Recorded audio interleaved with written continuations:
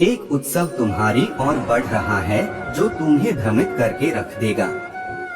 अब तक जो भी उतार चढ़ाव तुम्हारे जीवन में आए हैं, उन सारे उतार चढ़ाव को तुम्हारे जीवन से दूर होने का समय आ चुका है। तुम बहुत भ्रमित हो चुके हो। तुमने यहाँ तक भी सोच लिया था कि अब तुम कभी भी जीवन में प्रयास भी नहीं करोगे, क्योंकि तुम जब प्रयास करते हो तुम्हें हार के अलावा कुछ नहीं मिलता। तुम इतना अधिक दुखी हो गए थे कि तुमको स्वयं ही भय सताने लगा था। मेरे बच्चे, तुम भयभीत क्यों होते हो? तुम्हें ज्ञात भी है कि भयभीत होने से तुम्हारे जीवन में बहुत कष्ट भी आ सकता है। मेरी बातों को ध्यान पूर्वक सुनना। जब तुम किसी भी मनुष्य से भयभीत होते हो और अपना भय उसको प्रदर्शित करते हो, तो वहीं पर वह मनुष्य तुम्हें इस्तेमाल करना शुरू कर देता है। उसके इस्तेमाल से तुम हर वह कार्य करने लगते हो जो वह तुमसे करने को बोलता है। लेकिन क्या तुम्हें ज्ञान भी है कि कभी कभी वह तुमसे गलत कार्य भी करने को बोल देता है, और बाद में जब तुम्हें इस बात का एहसास होता है यह कार्य तो गलत था और मैंने इस कार्य को कर दिया, तो वहाँ पर तुम्हें स्वयं से ही नफरत होने लग जाती है।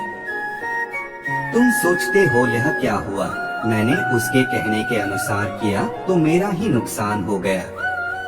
अगर तुम जानते हो कि गलत कर्म करने से गलत ही होता है, तो एक बार मेरे नाम की हाजिरी अवश्य लगाना और अपने नाम को प्रदर्शित करना, जिससे तुम्हारे द्वारा किए गए गलत कर्म हट जाएंगे और तुम्हारे जीवन में खुशियों की बाढ़ आ जाएगी। मेरे बच्चे, जो मनुष्य दूसरों के कहे अनुसार अपने जीवन में गलतियां किया करता है बिना किसी स्वार्थ के, तो वहाँ पर उसको दंड अवश्य ही मिलता है। और जो मनुष्य भूल नहीं गलतियां किया करता है तो उसको ज्यादा दंड नहीं मिलता। चलो मैं तुम्हें सही रूप से बताता हूँ मेरे बच्चे। जो लोग दूसरों की बातों में आकर बहुत गलत कार्य करते हैं, जानबूझकर उन्हें यह पता होता है कि यह कार्य मैंने किया है तो यह कार्य गलत है, तो वहाँ मैं उन्हें उनके करने की फल अवश्य ही देता हूँ। बाद में ऐसे लोग उसी मनुष्य से दुखी होते हैं जिन्होंने उन्हें गलत कर्म करने को बोला होता है और वह बिना सोचे समझे करते हैं। वही मनुष्य उन्हें कितनी पीड़ा देता है जिससे वह स्वयं तक से नफरत करने लगता है। तब उसको अक्ल आती है। वह तब इस बात से सहमत होता है कि अब तक केवल उसका इस्तेमाल किया गया था। तब वह फूट फूट कर रोता भी है तो उसे माफी नहीं मिलती है। वह समझता है कि अब मैं किस मुख से मेरी भगवान से माफी मांगू। मेरे बच्चे, मैं उसे तब भी माफ नहीं करता क्योंकि उसने जानबूझकर अपने जीवन के बुनियाद को हिलाया रहता है। जानबूझकर गलतियां इंसान से ही होती है, लेकिन क्या धरती के मनुष्य को इतनी बुद्धि नहीं है कि जीवन में कभी भी किसी के भी बहकावे भी नहीं आना चाहिए। भले ही बुरे लोग साथ छोड़ दे, लेकिन कभी भी ऐसा कार्य नहीं करना चाहिए। उन्हें धरती पर ही एहसास दिलवा दिया जाता है और उसकी सजा भी दी जाती है। धरती पर ही वह मनुष्य रोने बिछड़ने का दुख पा जाता है, क्योंकि उसको यह एहसास करवाना बेहद महत्वपूर्ण होता है कि उसने गलत कर्म किए हैं। मेरे बच्चे, जब जीवन में दुख आता है तो उसका यही कारण होता है कि कभी ना कभी तुमने गलतियां की थी और अब तुमको सजा के तौर पर दुख मिल रहा है। मेरे बच्चे, और जो लोग गलती से भी बुरे कर्म नहीं करना चाहते लेकिन अनजाने में उनसे या गलतियां हो जाती हैं, तो उन्हें मैं थोड़े बहुत दुख देकर या एहसास करवा देता हूँ कि तुमने अनजाने में गलती की है और अब यही तुम्हारा सजा है। सजा के तौर पर बहुत थोड़े से दुखों को उनको सामना करना पड़ता है, लेकिन अगर अनजान में किए जाने वाले लोग अपनी गलती का क्षमा मांग लेते हैं तो उन्हें माफ भी कर दिया जाता है, क्योंकि वह सच्चे दिल के इंसान हैं। उन्हें वाकई में यह ज्ञात नहीं होता है कि उन्होंने अनजाने में क्या गलती कर दी है। जो गलतियां इंसान करता है उन्हीं से ही वह सीखता है, यह बात सत्य है।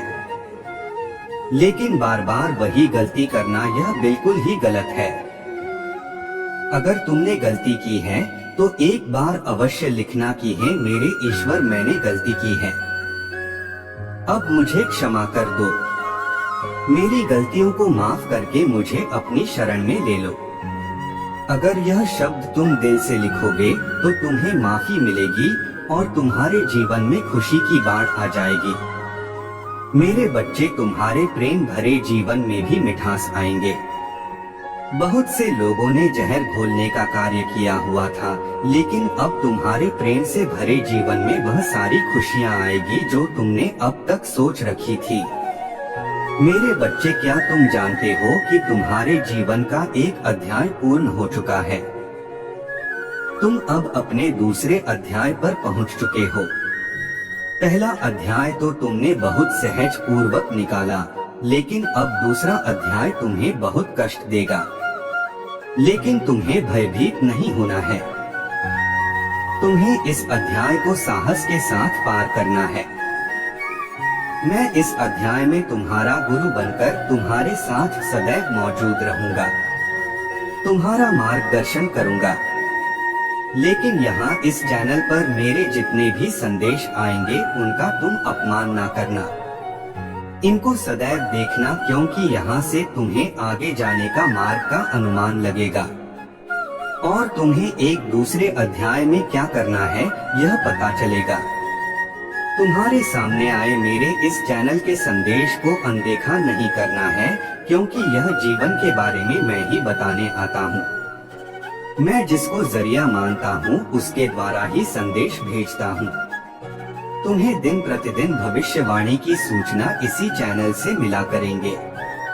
तुम जानबूझकर भी अनदेखा करने की भूल ना करना। मेरे बच्चे, तुम्हारा प्रेमी भी यही संदेश प्रतिदिन देखा करता है। अब उसको यह विश्वास हो चुका है कि तुम उसके जीवन में कदम रखने वाले हो। तुम अपने नाम से उसके नाम को जोड़ने वाले हो। मेरे बच्चे, अब मिलन समारोह आयोजित होगा और इस समारोह में तुम दोनों भागी बनोगे। इस समारोह को मैंने ही आयोजित कर रखा है। मैं सारे प्रेमी प्रेमिकाओं को मिलवा दूंगा। वह खुशी प्रदान करूंगा जिसके वे हकदार हैं। अब मिलने से कोई नहीं रोक सकता। तुम्हारा प्रेम कहानी पूर्ण होगा, यह लिखित प्रमाण मैं देता हूँ। सदैव खुश रहो, तुम्हारा कल्याण हो। ओम नमः शिवाय।